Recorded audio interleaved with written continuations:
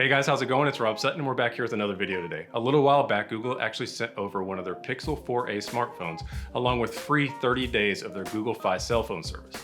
So I went ahead, activated the phone, used it for 30 days, and now we're gonna talk about it. So let's get at it.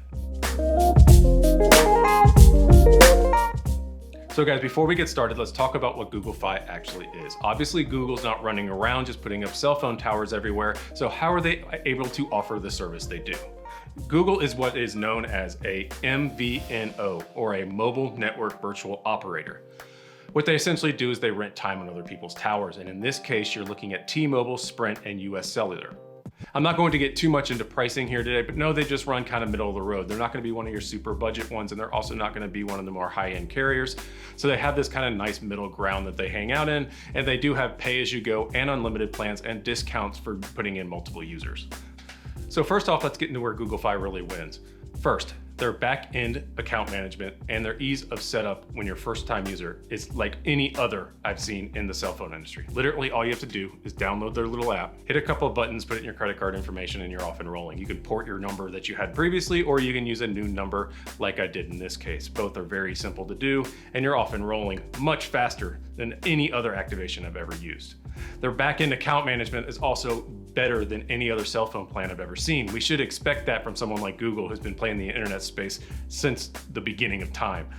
Cell phone companies have been notoriously bad on their web interfaces when it comes to back-end management. It makes it even hard to pay your bills sometimes, and it can be really clunky. This was a really smooth experience, and it's incredibly easy to use from the app or on the website. But now I want to talk about the key feature that actually sets Google Fi apart, and it's something that I've never really experienced before. They do what's called intelligent switching. So what's basically happening here is when you're walking around with this little phone, it's picking the best signal it possibly can from the three carriers and delivering it to your phone. I really didn't think this was that big a deal. I've been AT&T, Verizon for forever. We have 4 other phones in this house, and we really don't have that big of an issue with cell phone service. What actually ended up happening for us, though, is since our kid was in virtual school, the first weekend of virtual school, we decided, we're working from home. He's going from school from home. We can do this from anywhere. So we decided to take a trip and go to the beach for a long weekend. On the way down, we have to go through South Alabama, where there's a bunch of national forests down there, and you are known to be blacked out from cell phone service for at least 30 minutes, sometimes longer, as you go through these national forests that don't have cell phone service. So we had Daniel tethering on his laptop in Microsoft Teams going all the way down through his class. Now we ran into some bad timing, and we're going to have to go through these national parks as he was in class, and I was worried he was going to get cut off. So sure enough, we're driving along, we watch the 4 other phones in our car drop off to 0 cell phone service, and Daniel's still in class. He was tethering off of this Google Pixel 4a to his laptop, and he was still able to connect to Microsoft Teams and video chat all the way through the national service parks. So what was happening here? What ended up happening is he was dropping off either T-Mobile or Sprint, and he hooked up with US Cellular, which is known for having small local area cell phone services in smaller towns. And then once we got into bigger towns, he picked up right back on the bigger accounts again. He was the only one that was actually able to keep service through that entire stretch, and he was able to stay in class. Neither one of the other 4 of our phones could do it. It's that intelligent switching that was so cool to see, and he was the only one that didn't drop off of data or voice connection the entire time. So, that's a really cool feature, but where does Google Fi get it wrong? 1, that intelligent switching I was just telling you about is only available on 4 phones. You either have to have the Google Pixel 5, which hasn't been released yet, the 4a that I have here, the Moto G Stylus, or the Moto G Power. Those are the only 4 phones that support this intelligent switching. So what ends up happening when you do not have one of these 4 phones that can do that? You default to just one of the carriers. Say if you bring an iPhone over, you have to default to T-Mobile. So what is the draw here to be on Google Fi other than T-Mobile if you're just going to be using their towers anyway? That's where the sell kind of becomes a little murky.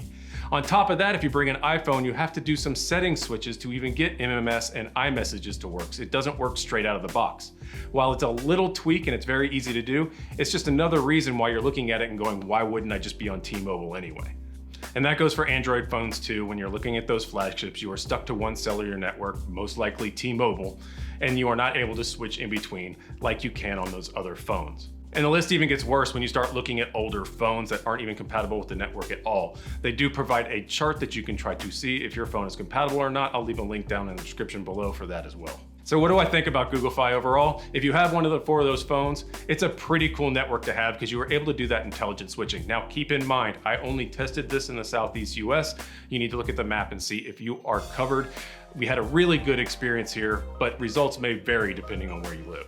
Now, if you have another phone on another network and you're happy with it, I don't see any reason to switch to Google Fi unless you have one of those 4 phones. You're just using those other networks anyway. There's no real cost savings involved, and you're not getting the key features that Google Fi is really known for, so I'd probably just stay put. But I will say, as more phones come out and they are able to do this intelligent switching with more phones out on the market, it is a pretty good sell. And you know what? A Google Pixel is not a bad device either. So if you're a Google Pixel fan, Google Fi mates up perfectly with it, and it makes the cell phone experience a lot better than it has been in the past. So guys, that's all I have on Google Fi. Please like this video if you enjoyed the review. Consider subscribing if you want more reviews like this in the future. And until then, on to the next one. Thanks guys, see ya.